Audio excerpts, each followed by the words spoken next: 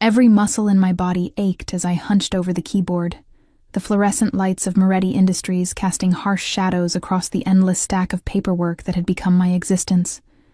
The metallic taste of blood lingered on my tongue from where I'd bitten it to keep from crying out earlier, when Evan's latest outburst had left me with a bruised rib that protested with each breath I took.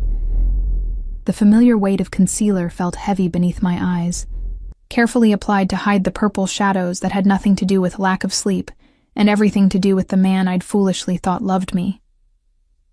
The scent of expensive coffee and leather permeated the 23rd floor of the sleek Manhattan high-rise, a stark contrast to the cheap instant coffee I could barely afford in my cramped studio apartment.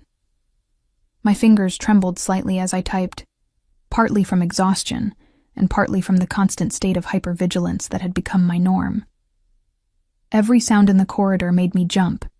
Every voice that carried through the glass walls of the executive offices sent my pulse racing.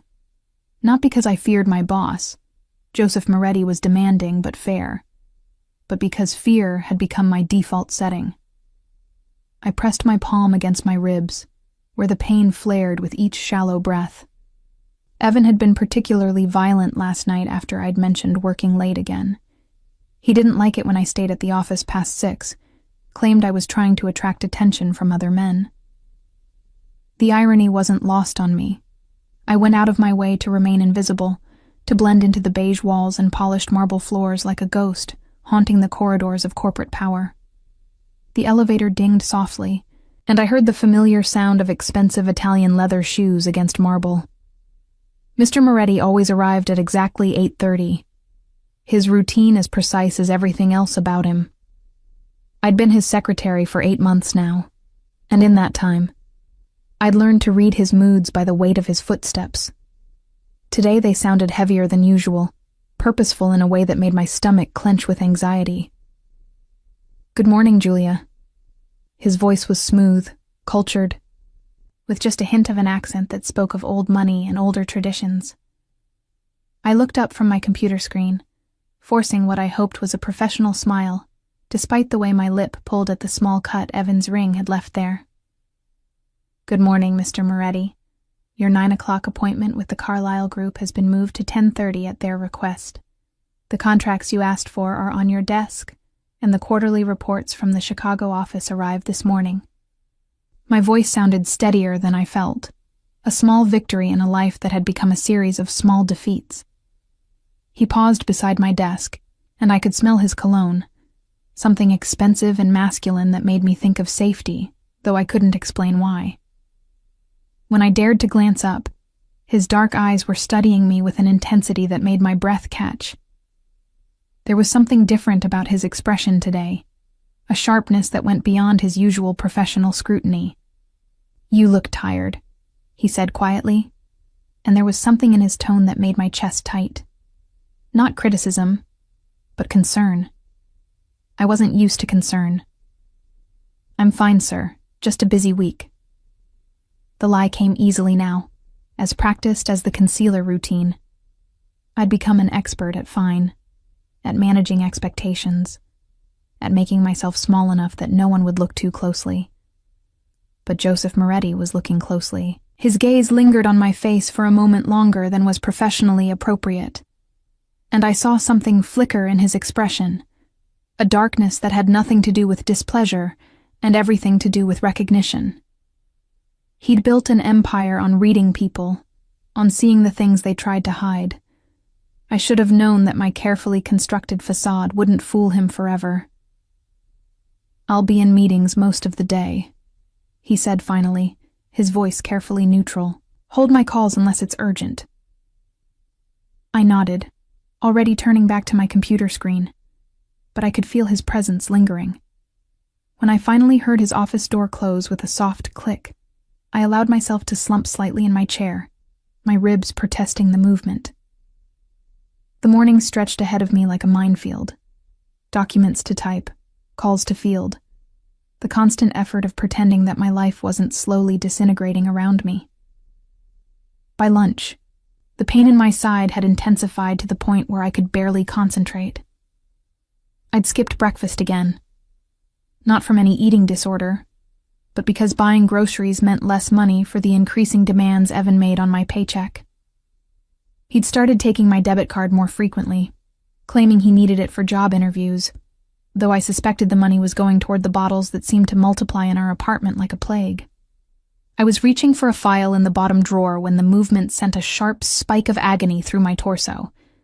The gasp that escaped my lips was involuntary, and I pressed my hand to my side, closing my eyes against the wave of dizziness that followed. Julia. I hadn't heard him approach, but when I opened my eyes, Mr. Moretti was standing beside my desk, his expression darker than I'd ever seen it. There was something dangerous in his stillness, a predatory quality that should have frightened me but somehow didn't. "I'm fine," I said automatically, trying to straighten in my chair. Just moved too quickly. His eyes dropped to where my hand was pressed against my ribs, and I saw his jaw tighten almost imperceptibly. When he spoke, his voice was deadly quiet. "Stand up." It wasn't a request. The authority in his tone was absolute, the kind of command that brooked no argument. I rose slowly, fighting another wave of dizziness, and his gaze tracked every minute movement, every wince I couldn't quite suppress. "Lift your shirt." The words hit me like a physical blow. "Sir, Now." There was no room for argument in that single syllable, no space for the protest that died on my lips. With shaking hands, I raised the hem of my blouse just enough to reveal the angry purple-black bruise that stretched across my ribs like an abstract painting done in pain. The silence that followed was deafening. I watched Joseph's face transform, watched something cold and terrible settle in his features.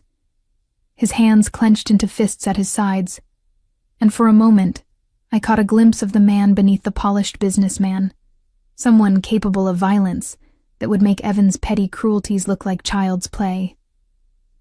"Who did this to you?" His voice was barely above a whisper, but it carried more menace than any shout. I lowered my shirt with shaking hands, unable to meet his eyes. "I fell, down the stairs. I'm clumsy." "Don't." The single word cut through my explanation like a blade. "Don't insult my intelligence with lies." The tears I'd been holding back for weeks suddenly threatened to spill over. In 8 months of working for him, Joseph had never been anything but professional. But there was something in his voice now that spoke of protection, of a man who had just seen something that offended him on a fundamental level.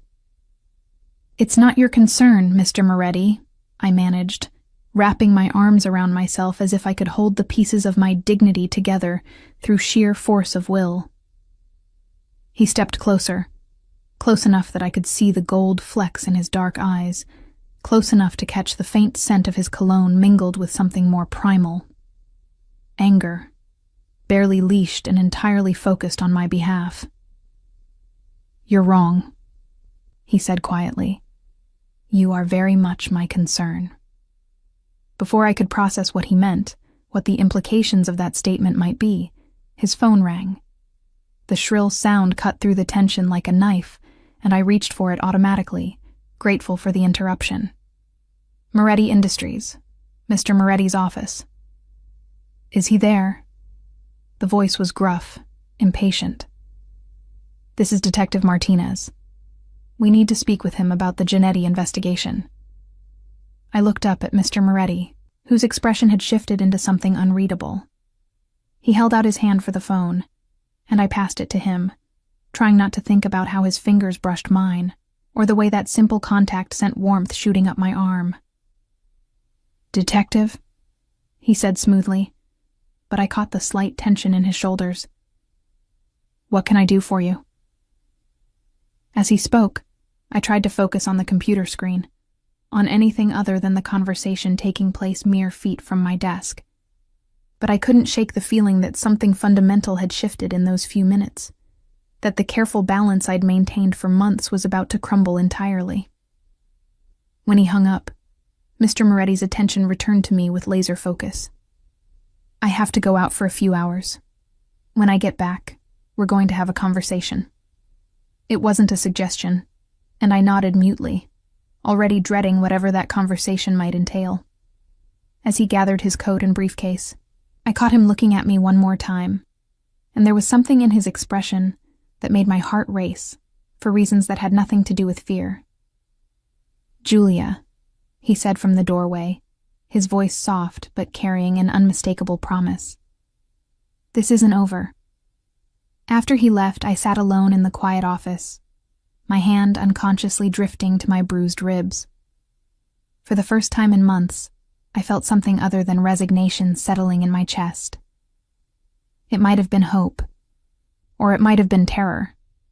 In my world, they'd become indistinguishable. The rest of the afternoon passed in a haze of nervous energy and mounting dread. Every time the elevator chimed, my heart jumped, thinking Mr. Moretti had returned.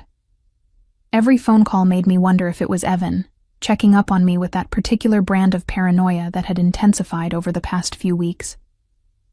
The bruise on my ribs throbbed in rhythm with my pulse, a constant reminder of the previous night's violence and the conversation that awaited me. At exactly 5:30, I began shutting down my computer and organizing my desk for the next day, the familiar routine providing a small measure of comfort. Most of the other administrative staff had already left, their voices and laughter fading as they headed to happy hours and dinner dates. Normal lives that seemed as foreign to me as life on another planet. I envied them their freedom, their ability to look forward to the evening instead of dreading what waited at home. I was gathering my purse when I heard the distinctive sound of Mr. Moretti's footsteps in the corridor. My movement stilled, and I felt that familiar tension coil in my stomach. Through the glass walls of his office, I could see him approaching, his expression unreadable but purposeful. He wasn't alone. 2 men in expensive suits flanked him, their posture suggesting they were more than simple business associates. "Julia." His voice carried that same quiet authority from earlier, and I straightened automatically. "Please come into my office." It wasn't a request, and I followed him on unsteady legs, hyper-aware of the 2 men who remained in the outer office, but whose presence felt like a physical weight. Mr. Moretti closed the door behind us with a soft click that somehow felt final, and I found myself alone with him in the space that had always felt so safe before. His office was a study in understated power, floor-to-ceiling windows overlooking the city, dark wood furniture that spoke of old money, and artwork that I suspected was worth more than I made in a year. But tonight, it felt different. There was an energy in the room that made my skin prickle with awareness, a sense that whatever conversation we were about to have would change everything. "Sit," he said, gesturing to one of the leather chairs positioned in front of his massive desk. I perched on the edge of the seat, my hands clasped tightly in my lap, and watched as he moved around to lean against the front of his desk. The position put him closer to me than was strictly professional, close enough that I could see the way his jaw tightened as he studied my face. "Tell me about him," he said without preamble. "The man who put his hands on you." The directness of the question sent a flush of shame through me, hot and acidic. "Mr. Moretti, I appreciate your concern, but this really isn't his name." The words cut through my deflection like a blade, and there was something in his tone that spoke of barely controlled violence. "Give me his name." I stared at him, taking in the way his hands gripped the edge of his desk, the rigid set of his shoulders beneath his expensive suit. There was nothing soft about Joseph Moretti in that moment, nothing that suggested the civilized businessman who signed my paychecks. This was someone else entirely, someone dangerous in ways I was only beginning to understand. "Evan," I whispered, the name feeling like a betrayal on my lips. "Evan Mitchell." He nodded once, a sharp movement that somehow felt like a verdict being passed. "How long?" 6 months. The words came out small and broken, and I hated myself for the weakness they revealed. It wasn't always like this. He was different in the beginning. They always are. His voice carried a weight of knowledge that made me look at him more closely. There was something in his expression that spoke of experience with violence, with the kinds of men who hurt women. "Where does he work?" The questions kept coming, each one delivered with the same quiet intensity, and I found myself answering despite every instinct that screamed at me to stay silent. He pulled details from me with surgical precision. Evan's workplace, his schedule, his habits, the patterns of his violence. With each revelation, I watched something harden in Mr. Moretti's features, something cold and implacable settling over him like armor. "Why haven't you left?" The question was gentler than the others, but it hit me like a physical blow. Where would I go? The words tumbled out before I could stop them. Months of trapped desperation finally finding voice. "He knows where I work, where my mother lives. He's threatened to find me if I leave, and I believe him. I stopped, unable to voice the rest of it. The way Evan's jealousy had grown into something monstrous. The way he'd started talking about making sure no other man would ever want me. Mr. Moretti was quiet for a long moment, and when he spoke, his voice was deadly soft. "He's what, Julia?" I met his eyes, seeing something there that should have terrified me, but instead made me feel safer than I had in months. "He's sick, in ways that go beyond just hitting me. He talks about permanent solutions, making sure I can never leave him." The silence that followed was heavy with implications. I watched as Mr. Moretti straightened, his movements predatory and precise, and I caught a glimpse of the man he must have been before the expensive suits and corporate respectability. Someone who understood violence intimately, who could wield it with the same precision he brought to his business dealings. "That's not going to happen," he said quietly, and there was such absolute certainty in his voice that I almost believed him. "Not while you're under my protection." The words should have confused me, should have raised questions about why my boss was involving himself in my personal life. Instead, they sent a wave of relief through me so powerful it was almost painful. For the first time in months, someone was offering to stand between me and the growing threat that had become my life. "I can't ask you to." "You're not asking." He moved then, coming around the desk to crouch in front of my chair, bringing himself to my eye level. The gesture was unexpectedly gentle, but there was nothing soft about the intensity in his dark eyes. "This isn't about what you're asking for. This is about what I'm choosing to give." His proximity was overwhelming. The scent of his cologne, the way his suit pulled across his broad shoulders, the calluses on his hands that spoke of a past very different from his current corporate image. There was something about Joseph Moretti that called to a part of me I'd forgotten existed, the part that had once believed in protection and safety, and men who kept their promises. "Why?" The question slipped out before I could stop it, and I saw something flicker across his features. Surprise, perhaps, or recognition. "Because some things shouldn't be tolerated," he said simply, "and because you deserve better than to live in fear."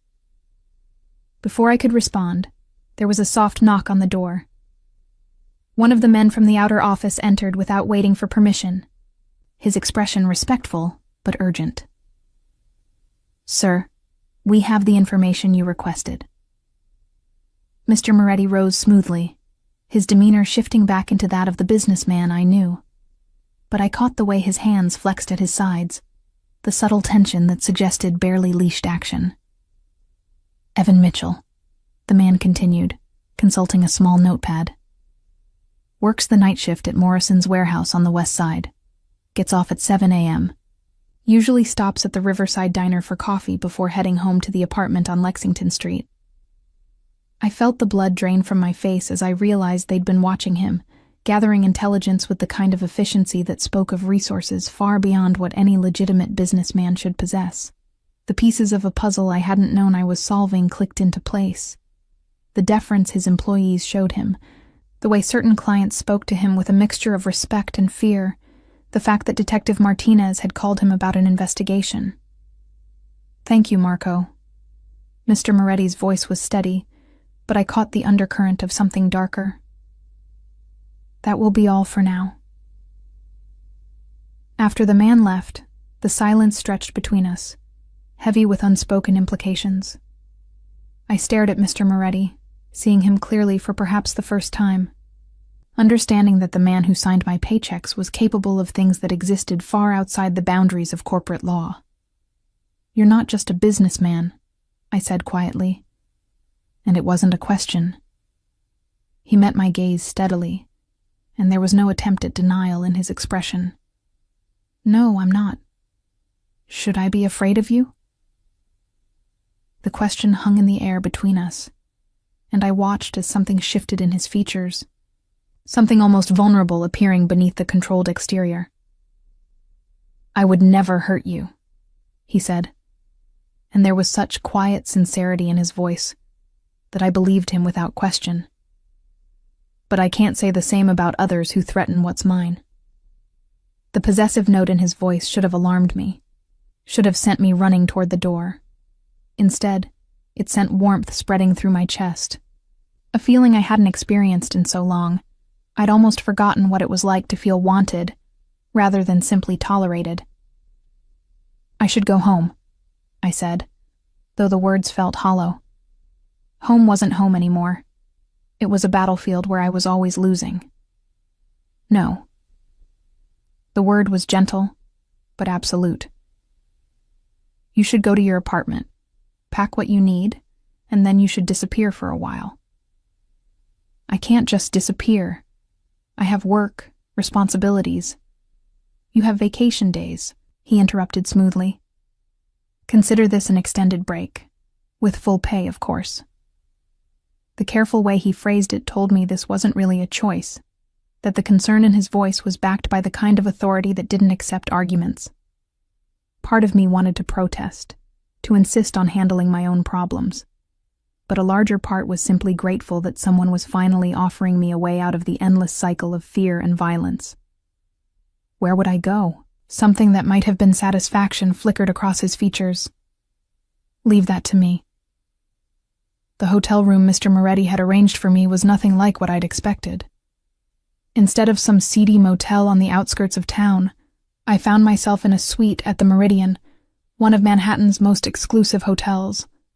The marble bathroom was larger than my entire apartment, and the view from the floor-to-ceiling windows showcased the glittering expanse of Central Park spread out below, like a tapestry of lights and shadows.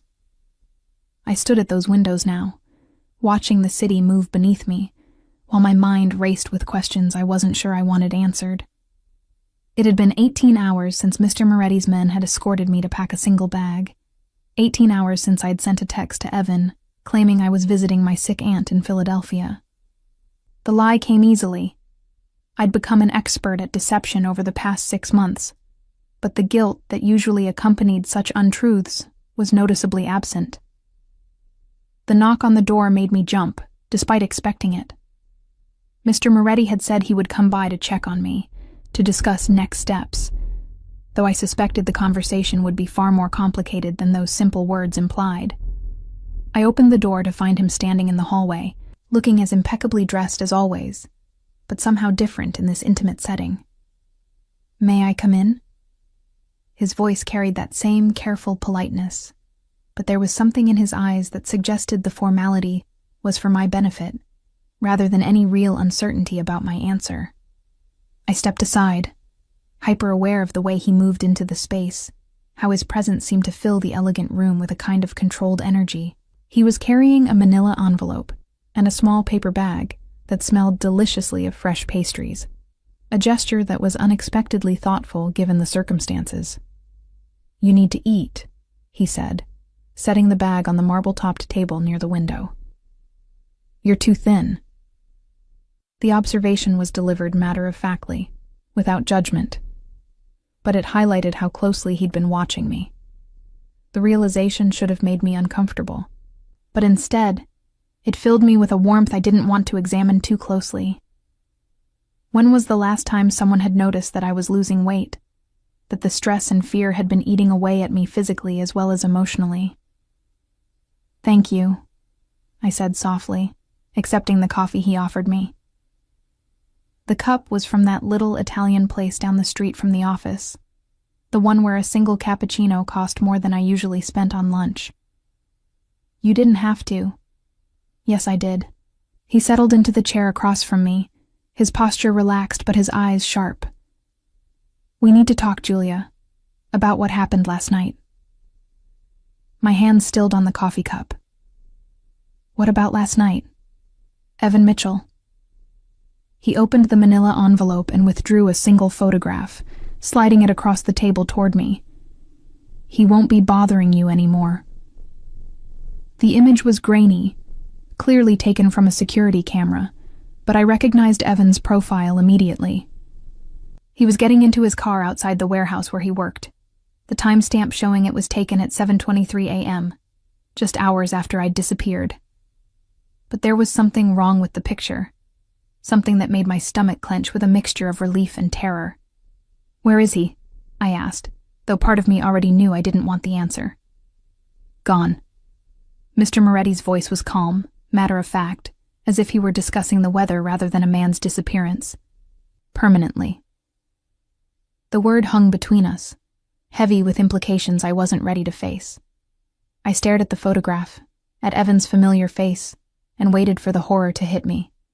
Instead, what I felt was an overwhelming sense of relief so powerful it made me dizzy.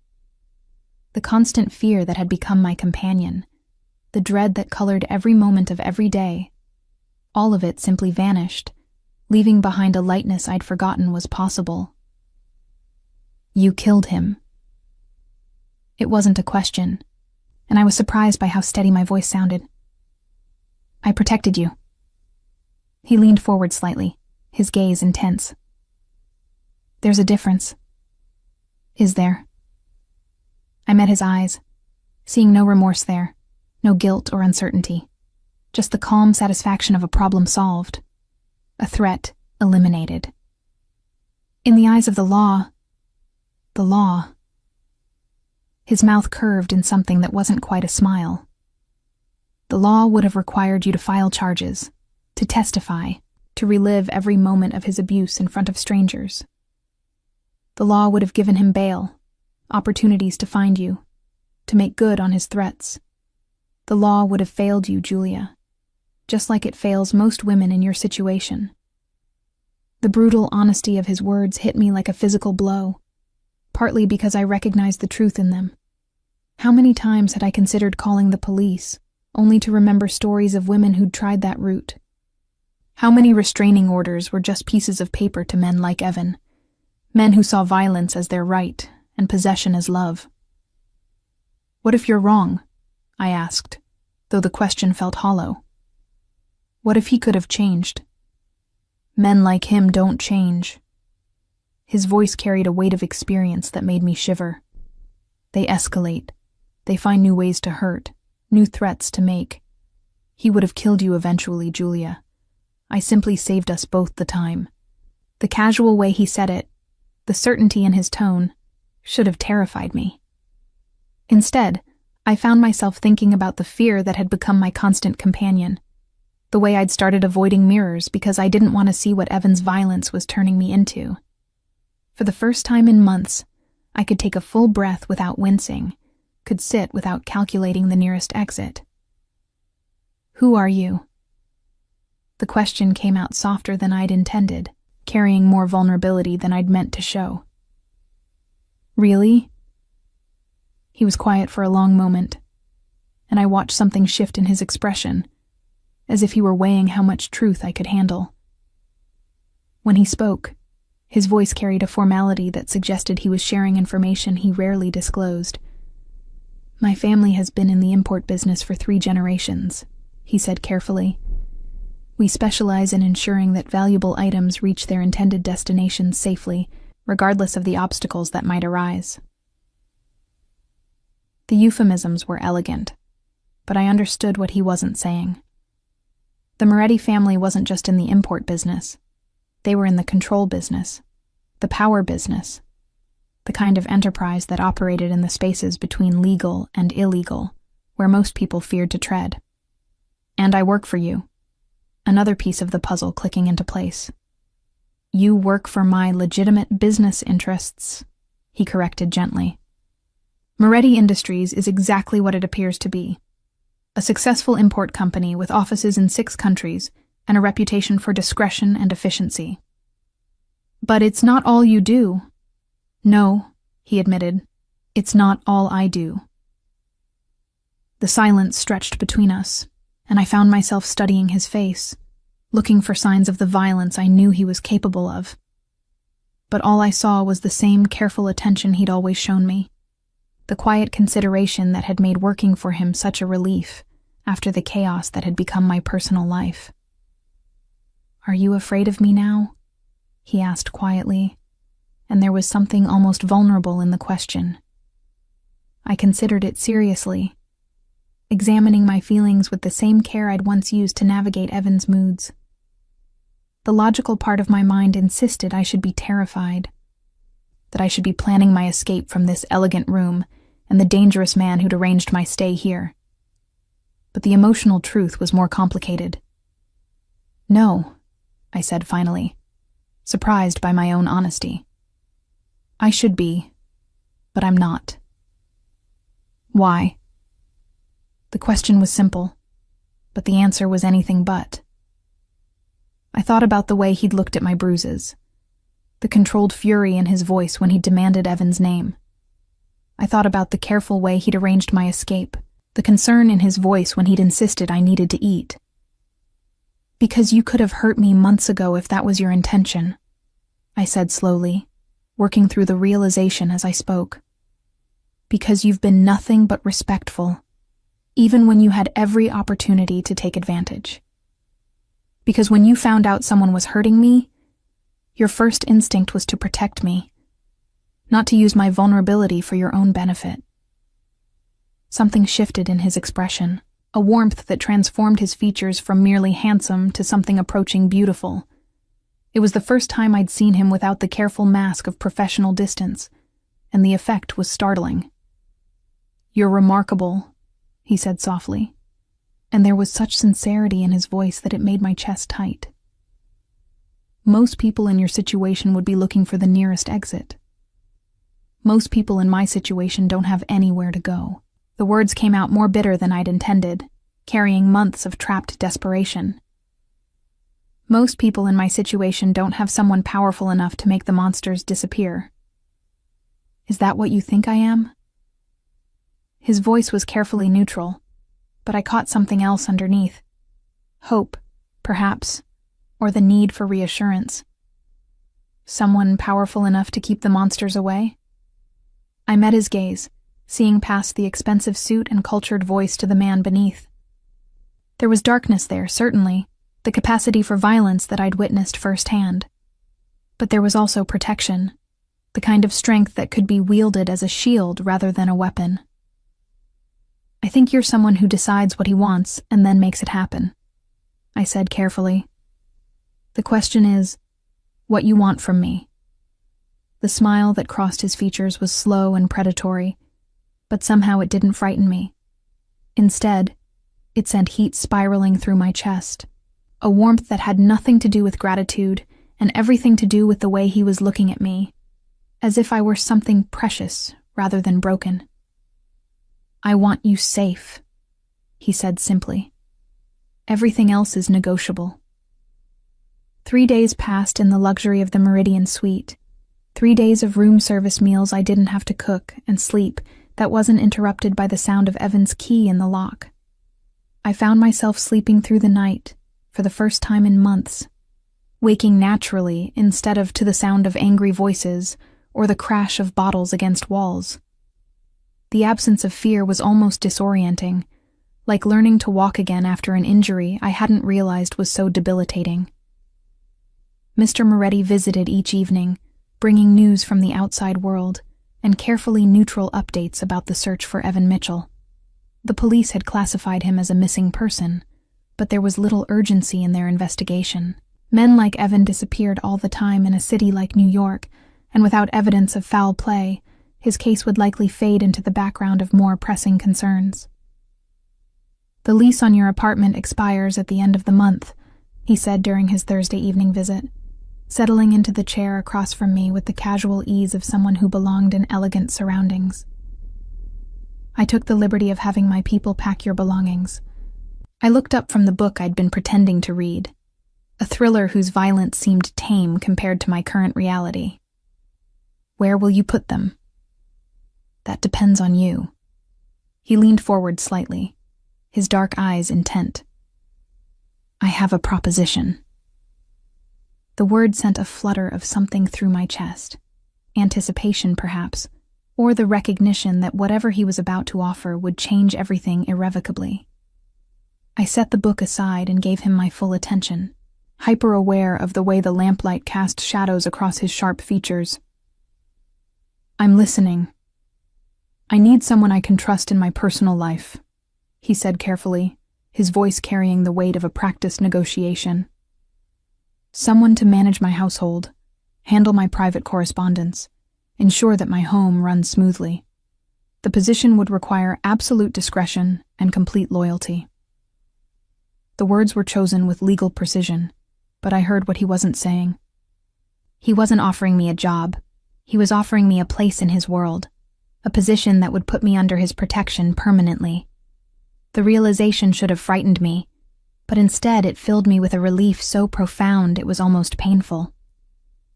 What would that involve exactly? I asked, though I suspected the details were less important than the underlying offer of safety. You would live in my penthouse, he said, watching my face carefully for any sign of distress. You would have your own wing, complete privacy when you wanted it. Your official title would be personal assistant, but your actual responsibilities would be whatever you're comfortable with. The careful way he phrased it told me he understood the vulnerability of my situation, the fact that I might not be ready for the kind of intimacy his protection implied. It was a consideration I hadn't expected from a man capable of making people disappear, and it made something warm unfurl in my chest. And in exchange? In exchange, you would be under my protection.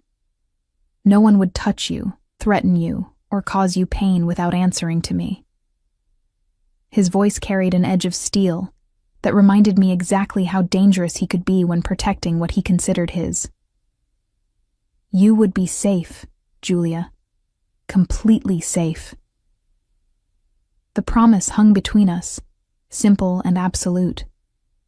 I thought about my cramped apartment with its broken lock, about the job that barely paid enough to cover rent, about the constant fear that had become my normal. Then I thought about the luxury of the past 3 days, the peace of sleeping without nightmares, the way Mr. Moretti looked at me as if I were something valuable rather than disposable. What if I want to leave? The question came out smaller than I'd intended, carrying the weight of every bad decision I'd made in the past year. Then you leave. His answer was immediate, unequivocal. With a generous severance package and my assurance that you'll never be bothered by anyone from my world again. The sincerity in his voice was startling. Men like Evan made promises that turned into chains, but there was something different about the way Mr. Moretti spoke, a quality that suggested his word was his bond in ways that transcended legal contracts. Why me? I asked, though part of me was afraid of the answer. You could have anyone. Someone with better qualifications, more experience. Because I've spent 8 months watching you handle pressure with grace, he said, his voice soft but certain. Because you're intelligent enough to see past the surface of things, loyal enough to be trusted with sensitive information, and strong enough to survive what should have broken you. Because when I look at you, I see someone worth protecting.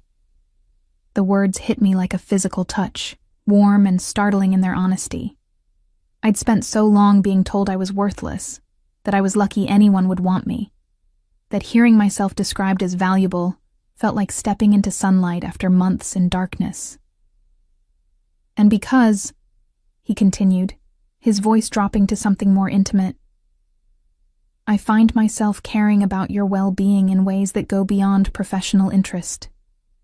The admission hung between us, loaded with implications I wasn't sure I was ready to explore.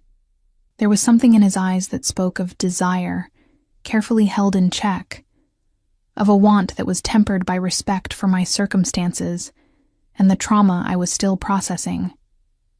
"I need time to think," I said, though even as the words left my lips, I knew what my answer would be. The alternative was returning to a life of fear and poverty, of looking over my shoulder and flinching at every unexpected sound. Compared to that, accepting Joseph Moretti's protection seemed less like a choice and more like salvation. "Of course." He rose smoothly, reaching into his jacket to withdraw a black credit card that he placed on the table between us. "Take all the time you need. In the meantime, this will cover anything you require." I stared at the card, understanding that it represented more than just purchasing power.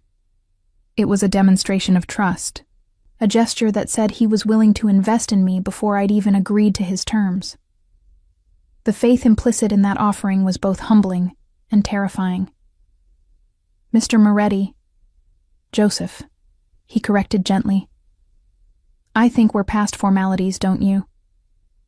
The use of his first name felt like crossing a threshold, acknowledging that whatever relationship we were building existed outside the boundaries of employer and employee. When I looked up at him, I saw something in his expression that made my breath catch. A heat that was carefully controlled but unmistakably present. "Joseph," I repeated, testing the name on my lips. "What happens if I say yes?" "Then tomorrow, we go to my penthouse and you see what your new life could look like." He moved toward the door, then paused, looking back at me with an intensity that made my pulse race. "And Julia? I hope very much that you say yes." After he left, I sat alone in the elegant suite, turning the credit card over in my hands and thinking about the choice I was facing. In the space of a week, my entire world had shifted on its axis. The man I'd feared was gone, erased as completely as if he'd never existed. The job I'd clung to for survival had transformed into something that resembled a fairy tale. And the boss I'd thought I understood had revealed himself to be someone far more complex and dangerous than I'd ever imagined. I thought about my mother, alone in her assisted living facility, with only my sporadic visits to break the monotony. With Joseph's resources, I could ensure she received the best care available, could visit her without worrying about the cost of travel or time away from work. I thought about the constant ache of hunger I'd grown accustomed to, the way I'd learned to make a single meal stretch across 2 days. In Joseph's world, such concerns would be meaningless, but mostly I thought about safety. Real, absolute safety, the kind I'd almost forgotten existed. No more checking locks twice before bed, no more avoiding eye contact with strangers on the subway, no more carefully concealing bruises and pretending that everything was fine. The promise of such peace was almost too good to believe.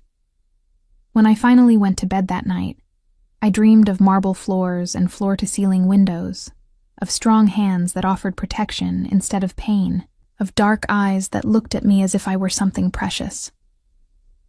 For the first time in longer than I could remember, my dreams were filled with hope instead of fear. The next morning, I called the number on Joseph's business card and spoke the words that would change everything. "I accept your offer."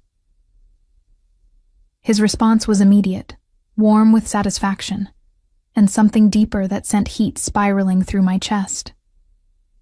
"I'll pick you up at noon. Wear something comfortable. We have a lot to discuss."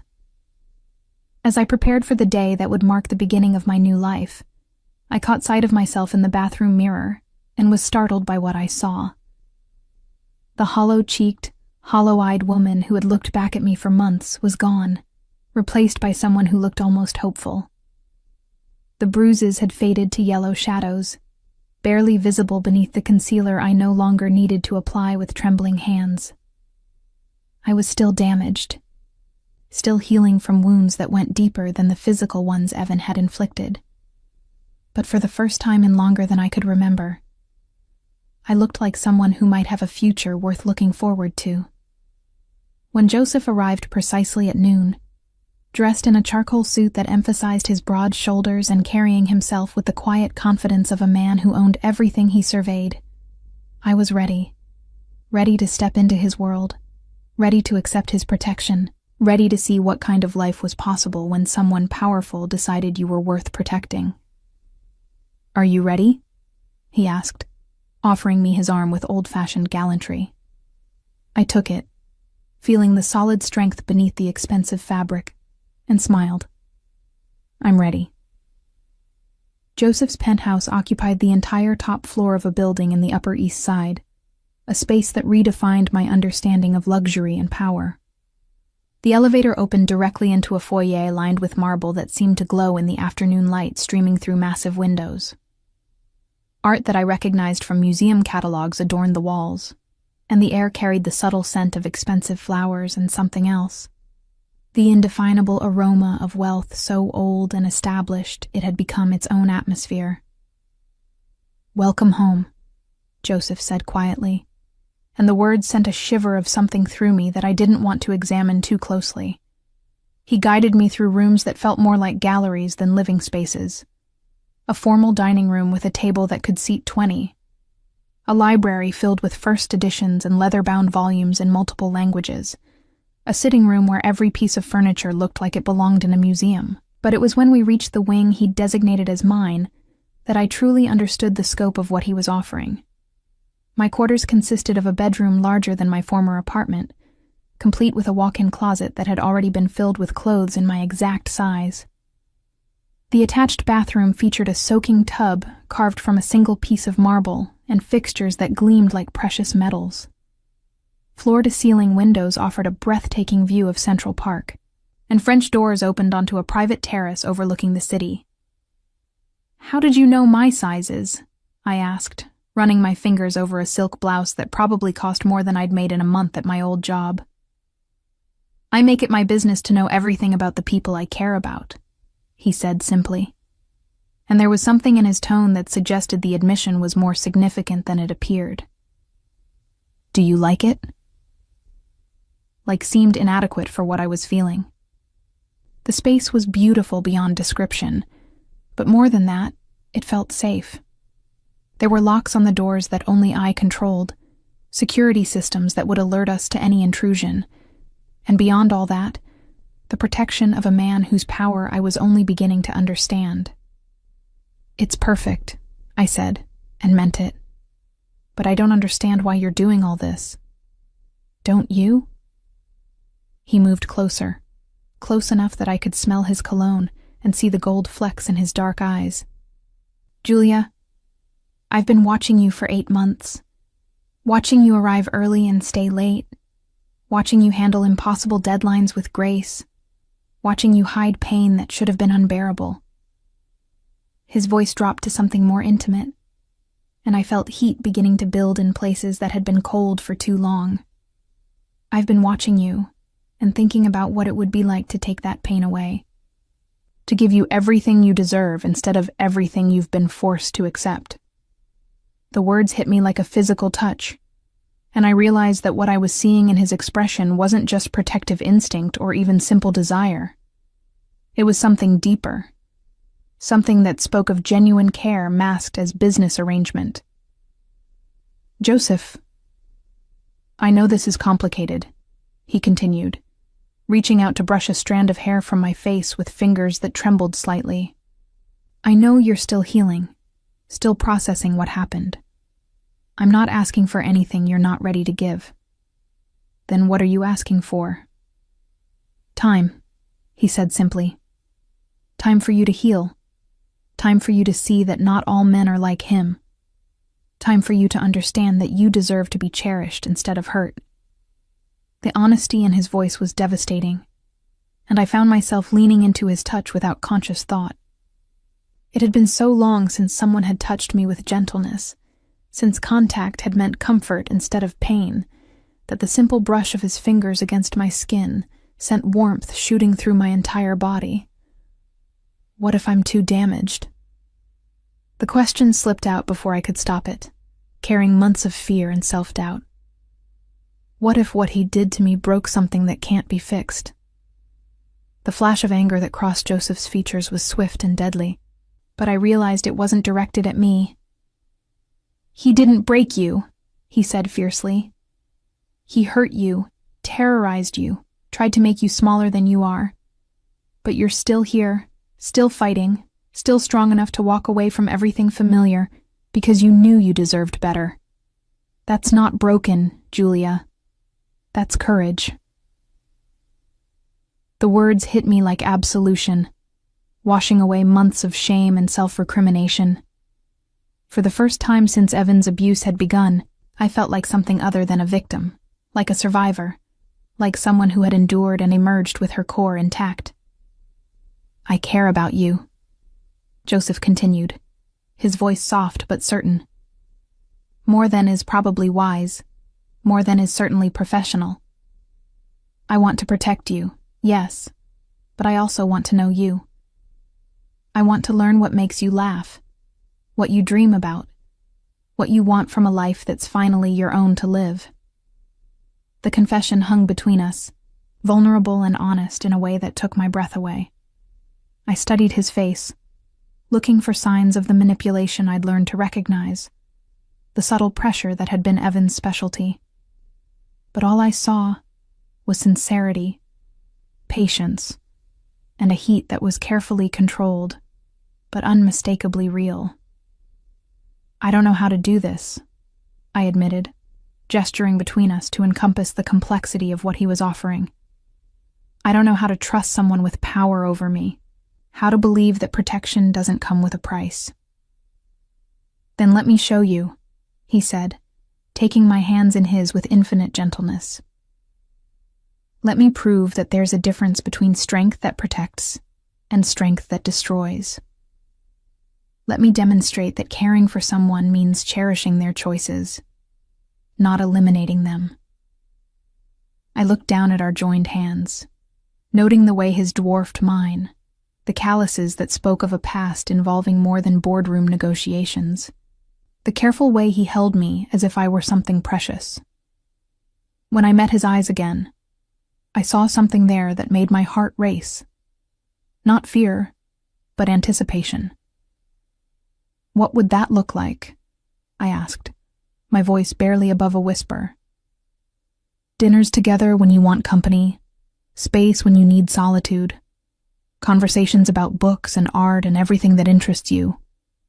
Time to heal, time to rediscover who you are when you're not afraid." His thumbs traced gentle circles across my knuckles, sending warmth spiraling up my arms. "And when you're ready, if you're ever ready, something more." The promise in those words made my breath catch, but there was no pressure in his voice, no expectation beyond what I was willing to give. It was an offer made without ultimatums, a future sketched in possibilities rather than demands. "The people who work for you," I said, thinking of the men who had gathered information about Evan with such efficiency, "they know what happened to him." "They know that a problem was solved," Joseph said carefully. "They don't ask questions about methods, and they don't discuss business outside these walls. And if someone else threatens me, if there are consequences to what you did—" His expression shifted, becoming something almost predatory. "Then they'll learn why it was a mistake to involve themselves in my affairs." The quiet menace in his voice should have frightened me, but instead, it sent a thrill of something through me that I didn't want to analyze too closely. There was safety in Joseph's strength, security in his willingness to use violence to protect what he cared about. "I have one condition," I said, surprised by the steadiness of my own voice. "Name it." "Complete honesty between us. No lies, no omissions, no protecting me from truths you think I can't handle." I met his gaze steadily, letting him see the resolve in my expression. "I've lived with deception and manipulation. If we're going to do this, I need to know that what you tell me is real." Something that looked like respect flickered across his features. "Agreed. Complete honesty, even when the truth is uncomfortable." "Then yes," I said, the words coming out stronger than I'd expected.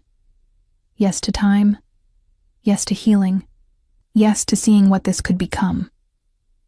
The smile that spread across his face transformed his entire appearance, softening the sharp edges of his features and revealing something boyish beneath the sophisticated exterior. When he leaned down to press a gentle kiss to my forehead, I felt something inside me that had been frozen for months finally begin to thaw. "Welcome to your new life, Julia," he murmured against my skin. "I promise you won't regret it." 2 months passed in what felt like a dream of luxury and careful courtship. Joseph was true to his word in every way that mattered. I had complete freedom within the penthouse, access to resources I'd never imagined, and most importantly, the kind of safety that allowed me to sleep through the night without fear. He was patient with my healing, respectful of my boundaries, and gradually, almost imperceptibly, I began to remember what it felt like to be cherished, rather than merely tolerated. We fell into a routine that felt surprisingly natural. Breakfast together when our schedules allowed, conversations about everything from literature to politics to the complexities of running a business empire that straddled the line between legal and otherwise. He introduced me to his world, slowly, carefully, always giving me the option to retreat if the reality of his power became overwhelming. It was during one of these conversations, over dinner in the penthouse's elegant dining room, that the carefully constructed piece of our arrangement faced its first real test. "There's something you need to know," Joseph said, setting down his wineglass with unusual deliberation. "Something that might change how you feel about staying here." The seriousness in his tone made my stomach clench with anxiety, but I'd learned to trust his promise of honesty, even when the truth was difficult. "Tell me." "Viktor Kozlov." The name carried weight, menace, and I saw something dark flicker across Joseph's features. He was Evan's supplier, the man who provided him with the drugs that made his violence worse. When Evan disappeared, Viktor lost a significant source of income. I felt the blood drain from my face as the implications became clear. "He knows what happened. He suspects," Joseph corrected carefully, "and he's decided that you represent an opportunity to recoup his losses." The words hit me like ice water, bringing back the familiar taste of fear that I'd almost forgotten. "What kind of opportunity?" "He believes that someone who matters to me would be worth a considerable ransom." Joseph's voice was deadly quiet, but I could see the fury building beneath his controlled exterior. "He's made inquiries about your schedule, your security arrangements, your vulnerabilities." I set down my fork with shaking hands, the elegant meal suddenly tasting like ash. "So I'm a target now, because of my association with you." "Yes." He didn't try to soften the truth, and I was grateful for his honesty, even as it terrified me. "But Julia, you need to understand something. This isn't your fault, and it's not something you have to face alone." "What are my options?" I asked, though I suspected I already knew the answer. "You could leave," he said quietly. "I could arrange for you to disappear completely. New identity, new location, enough money to start over anywhere in the world. Viktor would have no way to find you, and you'd be free to build whatever life you wanted."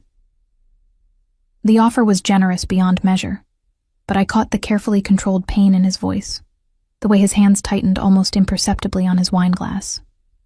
The thought of leaving him, of walking away from the safety and care I'd found in his world, sent a spike of panic through me that had nothing to do with external threats.